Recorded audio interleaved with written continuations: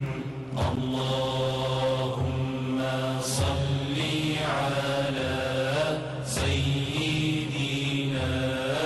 Muhammadin Nabiyil Ummi wa ala alihi wa sahbihi wa sallim. Allahumma salli ala Sayyidina Muhammadin Nabiyil Ummi wa ala alihi wa sahbihi. Assalamualaikum warahmatullahi wabarakatuh. Alhamdulillahi rabbil alamin. Wal 'aqibatu lil muttaqin wa la 'udwana illa 'alal zalimin. Asyhadu an la ilaha illallah wahdahu la syarika lah. Wa asyhadu anna Muhammadan 'abduhu wa rasuluh. Allahumma salli wa sallim wa barik ala sayyidina Muhammad wa ala alihi wa sahbihi ajma'in. Amma ba'du. Faqala subhanahu wa ta'ala ba'da a'udzu billahi minasy syaithanir rajim. Bismillahir rahim. Subhanalladzi asra bi'abdihi laylan minal masjidil haram ilal masjidil aqsa alladzi barakna hawlahu linuriyahu min ayatina innahu huwas samiul basir. Sadaqallahul azim. Muslimin sedang jemaah yang dirahmati Allah sekalian, Allah Subhanahu wa taala berfirman dalam surah Al-Isra pada ayat yang pertama pada surah yang ke-17 dalam tertib Al-Quran pada juzuk yang ke-15. Maha suci Allah yang memperjalankan hamba-Nya pada waktu malam, pada sebahagian daripada waktu malam, daripada Masjidil Haram kepada Masjidil Aqsa yang kami berkati kawasan-kawasan sekelilingnya, bagi kami mempamerkan, menunjukkan kekuasaan kami kepada Muhammad sallallahu alaihi wasallam. Sesungguhnya Allah itu Dia Maha mendengar lagi Maha melihat. Ini merupakan satu ayat yang agung yang menceritakan tentang peristiwa yang hebat yang berlaku kepada manusia yang paling mulia yang dipilih oleh Allah. Nabi sallallahu alaihi wasallam, di antara surah yang Nabi senantiasa baca sebelum tidur ialah surah Isra. Selain daripada Nabi membaca muawwizat, qul huwallahu, qul a'udzu birabbil falaq, qul a'udzu birabbin nas, antara surah yang Nabi iltizam baca sebelum tidur ialah surah Isra. Kerana surah ini memperingatkan Nabi sallallahu alaihi wasallam akan kemuliaannya, menunjukkan akan kebesaran Allah Ta'ala, dan memperingatkan baginda sallallahu alaihi wasallam akan ma'iyatullah, kebersamaan Allah dalam perjuangan baginda sallallahu alaihi wasallam. Allah memulakan ayat ini dengan perkataan Subhana, Maha suci Allah. Perkataan Subhana ini, saudara-saudara semua, memberi maksud pertama ta'ajub, kerana menjadi tradisi Arab, bahkan dalam bahasa Arab, bila mereka melihat sesuatu yang di luar jangkauan akal mereka, di luar logik yang mereka fikirkan, mereka akan kata subhanallah, maha suci Allah. di luar logik, di luar akal. Bahkan kita diajar oleh Nabi kita sallallahu alaihi wasallam, bila melihat suatu yang kita takjub, suatu yang kita hairan, maka kita sebut subhanallah, maha suci Allah, supaya kita mengetahui setiap benda walau dia ajaib diciptakan oleh Allah, dia tak jadi sendiri.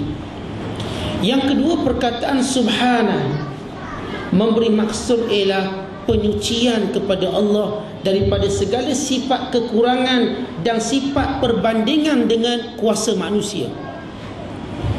Kerana yang memperjalankan Nabi sallallahu alaihi wasallam ila Allah, maka maha suci Allah, kamu nak bandingkan kekuatan manusia, kamu nak bandingkan fasiliti yang kamu sediakan berbanding dengan apa yang Allah sediakan. Kerana itu perjalanan yang ajaib ini jangan kamu bandingkan dengan perjalanan kamu, sebab perjalanan ini datangnya dari Allah yang maha suci, yang kamu tak boleh banding. So kita tidak mungkin dapat membandingkan ciptaan Allah dengan ciptaan kita. Hadza khalqullah fa'aruni madza khalaqal ladzina min duni. Ini dia ciptaan Allah yang sempurna. Tunjukkan kepadaku ciptaan-ciptaan yang lain daripada apa yang kamu sembah. Menunjukkan cacat, tidak sempurna. Allah berfirman, sun'allah alladhi atqana kulla syai'. Dan inilah ciptaan Allah yang begitu teliti. Kalau kita ambil ciptaan manusia paling canggih apa benda? Roket, jet. Kita ambil ciptaan Allah yang paling kita tengok rendah, lalat. Ambil lalat seekor, kemudian ambillah yang alat-alat teknologi yang paling canggih yang manusia cipta. iPhone lah, iPhone. Tak depan iPhone dengan lalat seekor. So mana berhebat ciptaan antara iPhone dengan lalat?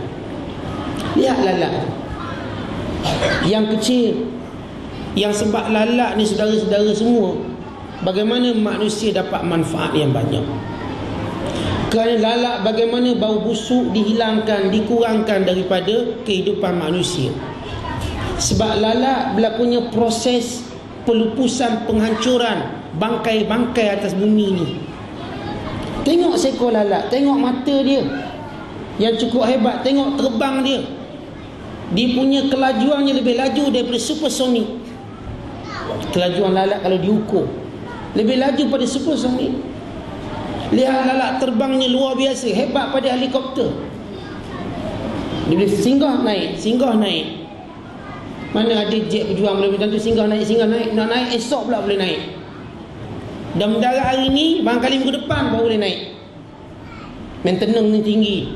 Lihat lalat, luar biasa hebat. Ini ciptaan Allah. Kerana itu Allah kata subhanallazi, maha suci Allah. Jangan kamu cuba bandingkan kuasa yang kami tunjukkan pada Nabi SAW dengan kudrat kamu. Kami yang memperjalankan Nabi SAW pada waktu malam. Saudara, Allah Ta'ala kata maha suci Allah yang memperjalankan hamba-Nya. Sepakat ulama tafsir salaf dan khalaf, maksud hamba di sini ialah Nabi Muhammad sallallahu alaihi wasallam. Dan kenapa Allah Ta'ala sebut hamba, Allah Ta'ala tak sebut Muhammad atau Rasulullah? Kenapa Tuhan tak sebut ibarat ayat subhanallazi asra bi rasulillah minal masjidil haram ilal masjidil aqsa, tapi Allah sebut subhanallazi asra bi abdihi, hamba. Kerana itulah lafaz yang diberikan pada semua manusia, kamu hamba Allah. Itu lafaz kita hamba Allah. Hatta Nabi kita Muhammad sallallahu alaihi wasallam itu juga hamba Allah. Sebab itu dalam tahiyat kita, dalam tasyahud kita, dalam ucapan syahadah kita, selain daripada apa yang kita sebut asyhadu an la ilaha illallah wa asyhadu anna muhammadar rasulullah, dengan wa asyhadu anna muhammadan abduhu wa rasuluh, aku menyaksikan Muhammad itu ialah Rasul dan hamba-Nya. Supaya tidak ada yang mempertuhankan Muhammad, sebagaimana Kristian yang silap mempertuhankan Isa. Walau kita puji Nabi SAW dengan selawat dan segala sifat mulianya, kita tahu kedudukan Rasulullah, hamba Allah. Kata Syekh Mustafa Sibai, supaya kita tahu kita boleh mencontohi Muhammad sebab dia hamba Allah, dia bukan Tuhan. Selagi mana Muhammad SAW itu manusia, hamba Allah, maka kita pun hamba Allah. Maka kita boleh ikut apa yang dia buat. Kan itu disebut sunnatullah, disebut sunnah Rasulullah yang perlu kita buat. Nabi solat berjemaah, takkan kita tak boleh buat. Cuma mungkin berbeza kualiti. Nabi solat malam, kita pun boleh buat. Nabi puasa sunat, kita pun boleh puasa sunat. Nabi kahwin, kita pun boleh. Nabi beranak pinak, tanya ada anak dan sebagainya, kita pun boleh. Sebagai seorang hamba, kita boleh belaka. Cuma mungkin yang membezakan kita ialah kesempurnaan. Dalam sembahyang kita sama-sama sembahyang Zuhur 4 rakaat belaka, tapi nilai khusyuk Nabi lain. Namun kita terus berusaha untuk mencapai tahap itu sampai kita bertemu dengan Allah. Maka disebut Maha Suci Allah yang memperjalankan Muhammad, hambanya. Kata Ibnu Ajibah rahmatullahi alaih dan tafsir Ibnu Ajibah, bahawa mana-mana orang yang sempurna sifat perhambaannya pada Allah, maka dia juga akan diperjalankan oleh Allah dengan peristiwa Isra' Mi'raj tersendiri. Kalau Nabi SAW Isra' Mi'rajnya dengan roh dan jasad naik ke langit. Tetapi hamba-hamba Allah yang lain, Allah akan Isra' dan Mi'rajkan mereka dengan roh mereka. Maksudnya saudara-saudara semua, bila sempurna perhambaan kita pada Allah, bila kita solat, maka jiwa kita hanya pada Allah. Seperti kita melakukan satu perjalanan dengan meninggalkan seluruh makhluk. Isteri kita, anak kita, suami kita, saya bersama Allah sekarang. Kita tak bercakap dengan manusia. Dan kita tahu bercakap dengan manusia itu membatalkan solat. Maka kita sekarang melakukan Isra'. Lalu kita membayangkan dosa kita sebagaimana Nabi dipertontonkan dengan dosa manusia. Kita dapat membayangkan azab atas kesalahan dosa yang kita buat, sebagaimana Nabi ditunjukkan tentang azab manusia yang menyalahi perintah Allah. Maka dalam sembahyang kita buat Isra' untuk diri kita, untuk kita mencapai kesempurnaan hamba Allah Ta'ala. Dan bila Allah Ta'ala kata yang memperjalankan hambanya pada waktu malam, dan perkataan malam dalam Quran ini dinakirahkan. So maksud nakirah ialah, kalau kita sebut manusia lapar umum tu nakirah. Kalau kita sebut mamak, itu namanya khusus, makrifah. Disebut malam, sejuzuk malam, artinya sedikit malam yang Nabi SAW diperjalankan oleh Allah. Bukan seluruh malam, bukan dia bermula daripada maghrib sampai berakhir subuh. Di sebahagian malam yang sedikit. Kadang-kadang orang bertanya, kenapakah? Bukankah Allah Ta'ala mencipta masa? Dan di sisi Allah SWT, dia boleh lakukan perjalanan ini tanpa memerlukan satu malam atau sebahagian malam. Terus direct pada Allah tanpa masa itu bergerak. Allah boleh melakukannya. Kata Fadilatul Syekh Mutawalli Sya'rawi, kerana Nabi SAW dalam perjalanannya dia bertemu dengan banyak-banyak makhluk, sebab itu dia mengambil masa makhluk. Kalau dia bercakap dengan Jibril, tanya ni siapa, tu benda, itu makhluk. Dengan Tuhan tidak ada masa. Artinya dia direct musafir pada Allah, tidak ada masa, sebab dia tidak berhubung dengan makhluk. Tapi kerana ada hubungan dengan makhluk, pertanyaan-pertanyaan itu, kerana itu timbulnya perkataan lailan sebahagian malam itu. Sebenarnya di sisi Allah tidak ada masa. Ini penafsiran yang dakik daripada para alim ulama. Walaupun saya tidaklah mahu untuk terlalu detail sangat, cuma secara umum kita bahaskan. Dan bila Allah Ta'ala sebut malam, sebahagian malam, sebab kita lihat dalam Quran banyak ayat-ayat yang menceritakan tentang kelebihan malam, kalau kita gunakan walau sikit untuk ingat Allah, walau sikit. Ya ayyuhal muzammil qumil layla illa qalila nisfahu aw inqus minhu qalila aw zid alaihi warattilil qur'ana tartila. Ayat yang lain, wa minal laili fatahajjad bihi nafilah asa an yab'athaka rabbuka maqaman mahmuda. Dan sebahagian malam